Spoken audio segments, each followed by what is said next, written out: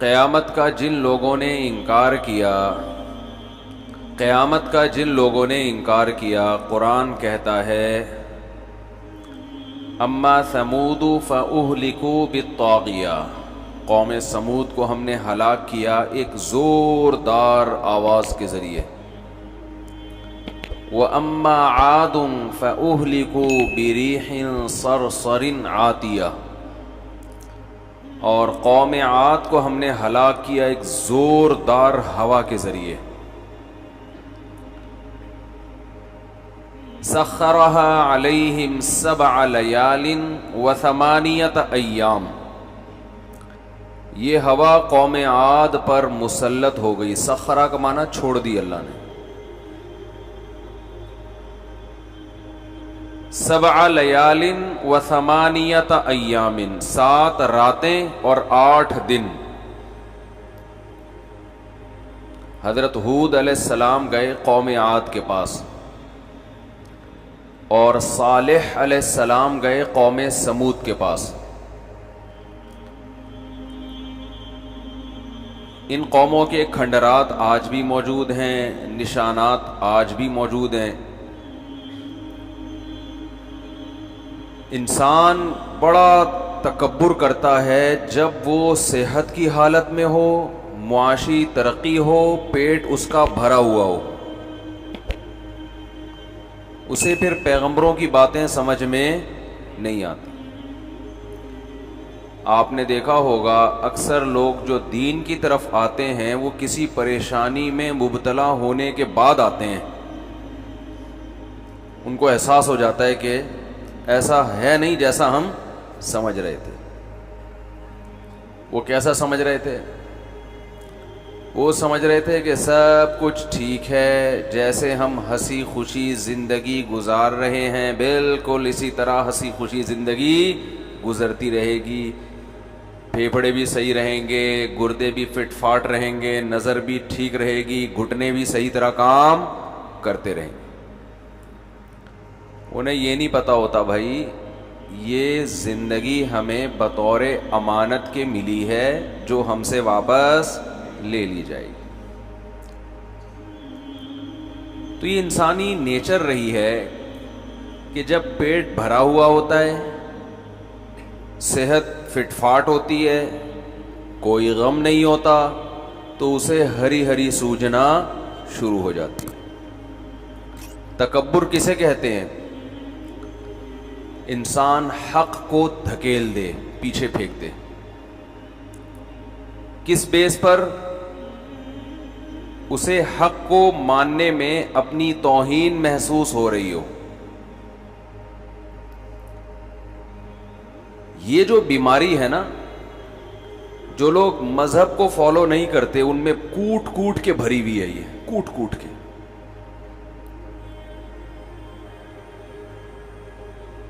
آپ دیکھیں شروع سے ایسا ہی ہے۔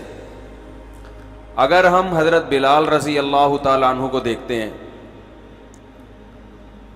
تو آپ اس دور کے جو بھی متکبر لوگ تھے وہ حضرت بلال اور خباب ابن ارت کو دیکھ کر یہ الزام لگایا کرتے تھے کہ ان جیسے غریب اور مسکین لوگ جو ہمارے لیول کے نہیں ہیں، یہ لوگ اسلام قبول کر رہے ہیں، ہم اسلام قبول نہیں کریں گے، یہ تو ان لوگوں کا دین ہے۔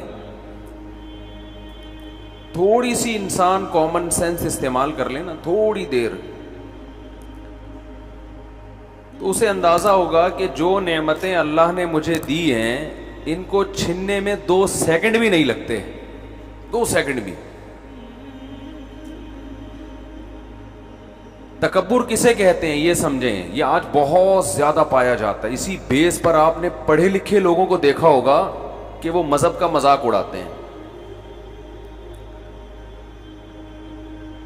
دیکھیں تکبر انسان میں اس وقت آتا ہے، میں قوم عاد اور قوم سمود کا بھی ذرا ڈیفائن کروں گا، ان میں تکبر کیسا تھا، کیوں تھا، لیکن بیس آج جو قوم عاد اور قوم سمود میں تھی نا وہی بیس آج بھی پائی جاتی ہے۔ جو بھی اللہ کی نافرمانی کرنے والے لوگ ہیں نا انہی میں بھی وہ بیس وہی ہے۔ تکبر انسان میں اس وقت پیدا ہوتا ہے جب اس کے پاس کوئی قابلیت ہوتی ہے.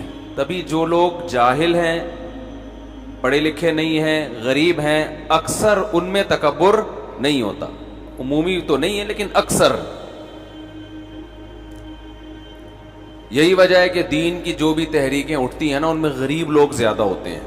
بلکہ علماء نے یہ بیان کیا ہے کہ دینی تحریک اگر کوئی اٹھے اور اس میں پہلے امیر زیادہ آ جائیں تو اس کا امکان ہے کہ یہ تحریک باطل ہو، یہ صحیح نہ ہو.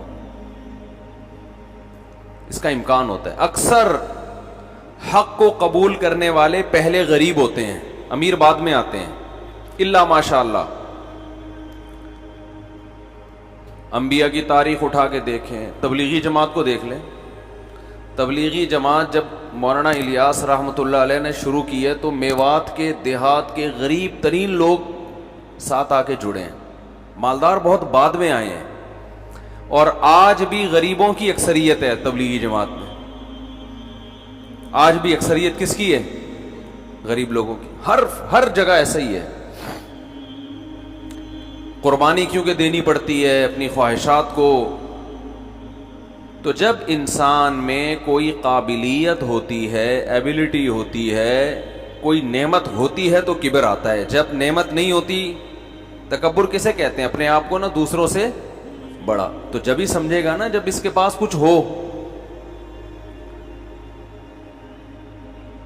تو جیسے دولت ایک نعمت ہے نا، ایسے ہی نالج بھی کیا ہے؟ ایک نعمت ہے. آپ کہہ سکتے ہیں نا کہ بھی پڑھے لکھے آدمی میں تو تکبر ہونا ہی نہیں چاہیے، وہ تو پڑھا لکھا ہے. وہ بھائی ہوتا ہی تک پڑھے لکھے میں ہے کیونکہ وہ پڑھا لکھا ہے. سمجھ میں آ رہی ہے بات؟ کیونکہ اس کے پاس کیا ہے؟ نالج ہے، اسے پتا ہے.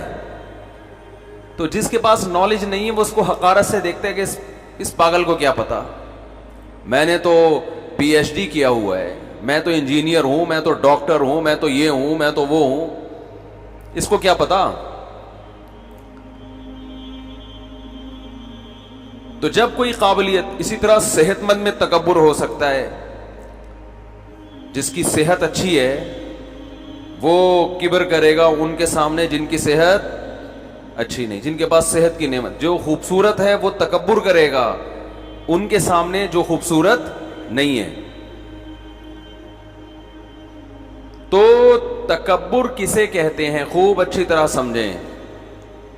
تکبر کہتے ہیں کہ اپنے کمال کو اپنا سمجھنا.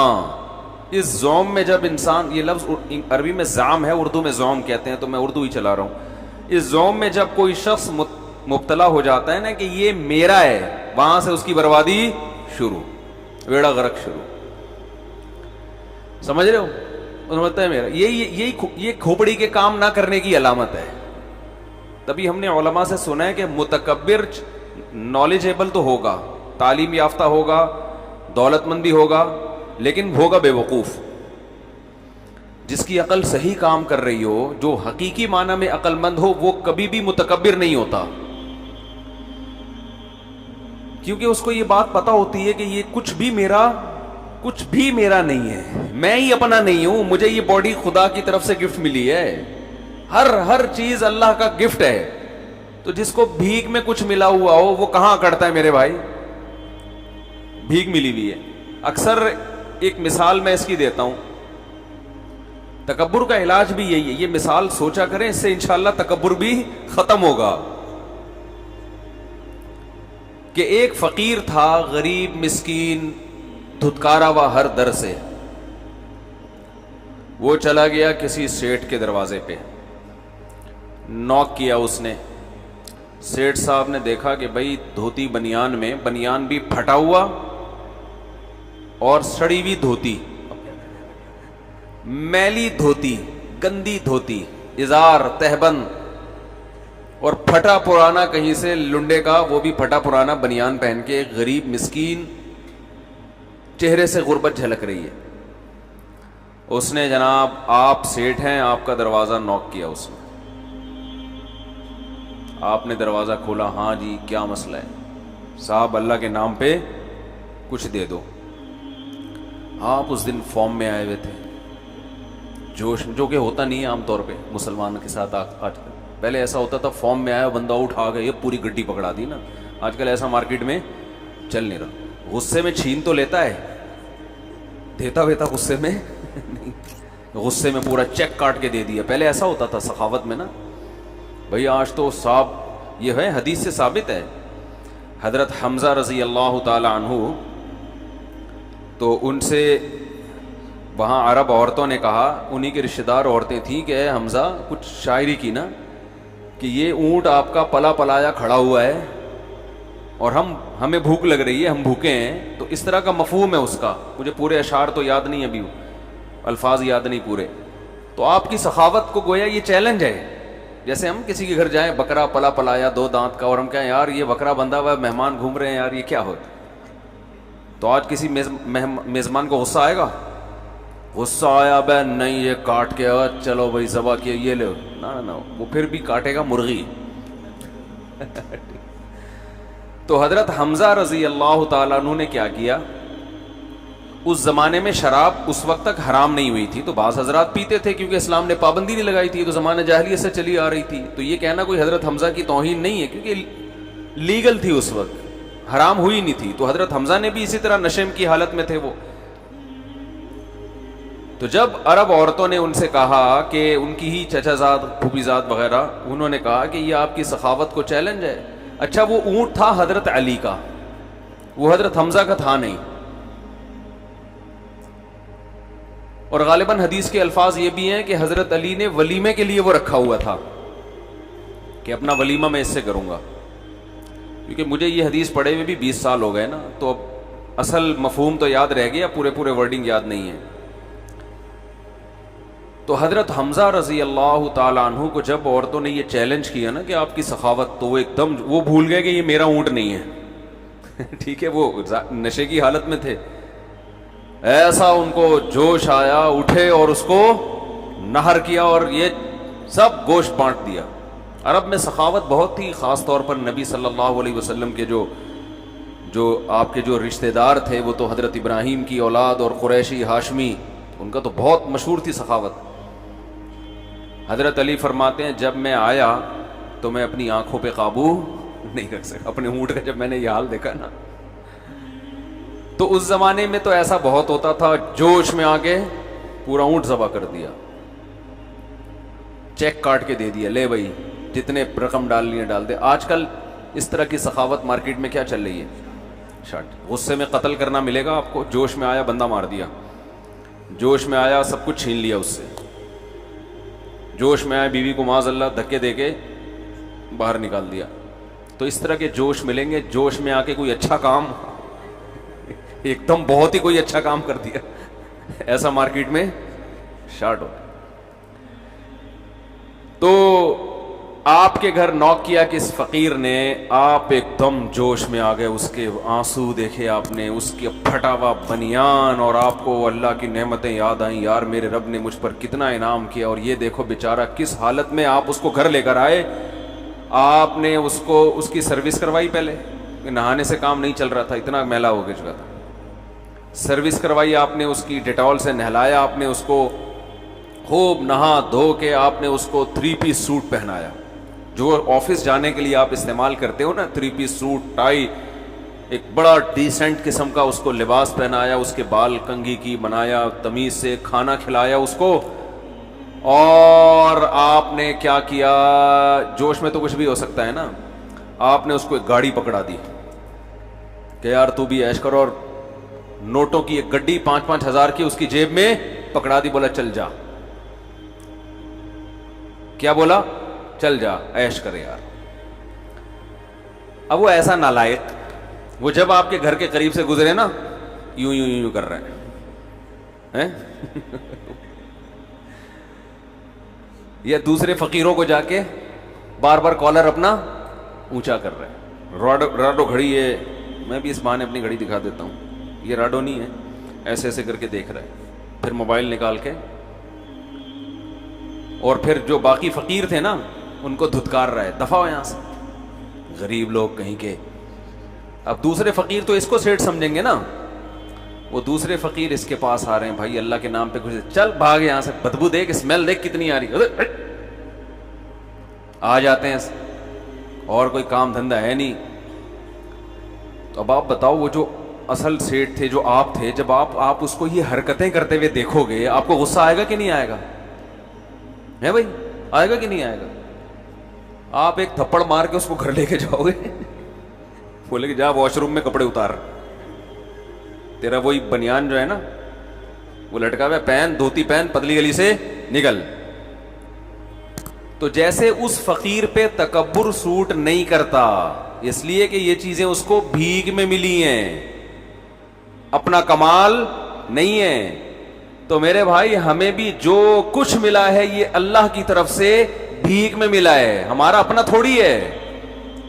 یہ آنکھ اپنی ہے ہماری, یہ کان ہمارے اپنے ہیں, یہ ناک, یہ جسم کے ایک ایک عضو. الم نجعل لہ عینین, کہا ہم نے تمہاری آنکھیں نہیں بنائی کیا؟ وَلِسَانًا وَشَفَتَيْن, دانت, زبان اور یہ تمہارے دو ہونٹ یہ تو ہم نے بنائے ہیں.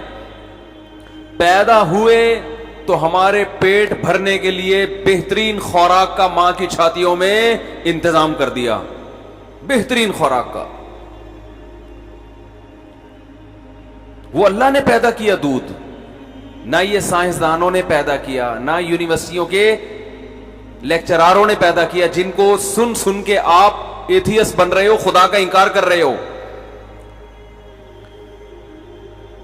لوگ سائنسدانوں کو پڑھ رہے ہیں نا, جو پڑھا لکھا آدمی زیادہ بھٹک رہا ہے, جو پڑھا لکھا آدمی ہے نا وہ دین سے زیادہ دور ہو رہا ہے. تو میرے بھائی نہ یہ فرانس کے سائنسدانوں نے پیدا کیا تھا آپ کی ماں کی چھاتیوں میں دودھ, نہ جیپنیز نے, جن کی صبح شام آپ تعریفیں کرتے ہو, جیپنیز اتنے اچھے, فرانسیسی اتنے اچھے, مولوی اتنے گندے. یہی ہوتا ہے نا.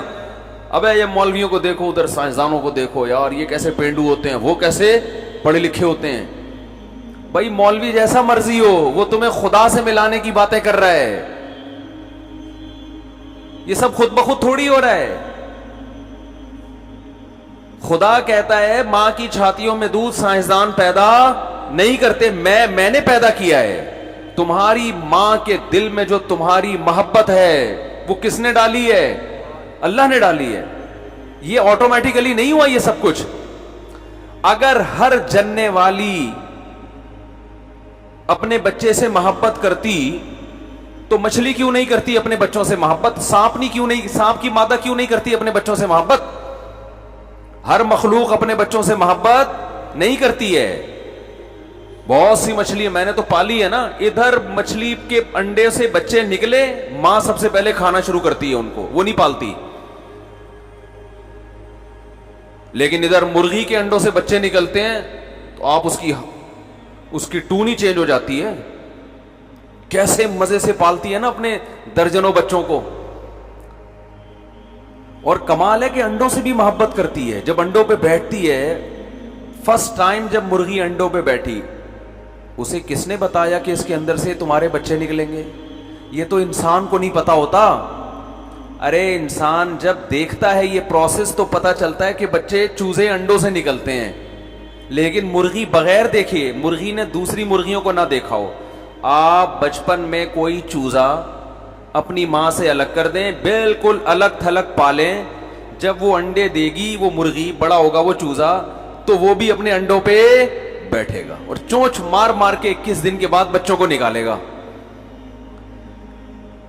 اس کو یہ شعور, چھوٹی سی کھوپڑی ہوتی ہے مرغی کی, اس کو یہ شعور بھی خدا نے دیا ہے. بھائی ایکو تو ختم کر لو. اس کو یہ شعور بھی خدا نے دیا کہ اس کے اندر سے میرا بچہ نکلے گا اور 21 دن کے بعد نکلے گا. اور کیسے نکلے گا؟ تھوڑا سا خود نکلے گا, جو نہ نکلے تو میں نے چونچ مار کے الگ کر دینا ہے. اور اپنے 12 13 24 بچے بھی نکلے نا, ایک ایک بچے کے حاضری کا رجسٹر ہوتا ہے اس کے پاس. کوئی نیا بچہ لانے کی کوشش کرو, مار کے بھگا دے گی اس کو. لوگ تجربے کرتے ہیں نا, مرغی کے 13 14 15 20 بچے گھوم رہے ہیں, ایک اسی کی شکل کا, اسی کلر کا, ذرا رکھ کے تو دیکھو. آپ کو جتنا اس فقیر پہ ترس آیا تھا نا مرغی کو, اس کا 10واں حصہ بھی نہیں آئے گا. چاہے وہ بیچارہ کیسی وہ ماں کر رہا ہو کہ مجھے بھی قبول کر لو, کہ نا بھائی میں بھی انہی شکل کا ہوں, نہیں کہ نہیں بھائی, یہ وہ انڈا ہے ہی نہیں جس پہ میں بیٹھی ہوں. میں نے اپنے بچوں کے لیے محنت کی ہے, دوسروں کے بچوں کو بولو نہیں پالوں گی. اس سے پتہ چلتا ہے کہ یہ آٹومیٹیکلی نہیں ہے بھائی، یہ خدا نے جو جس کو دکھا دیا وہ اسی حساب سے چل رہا ہے.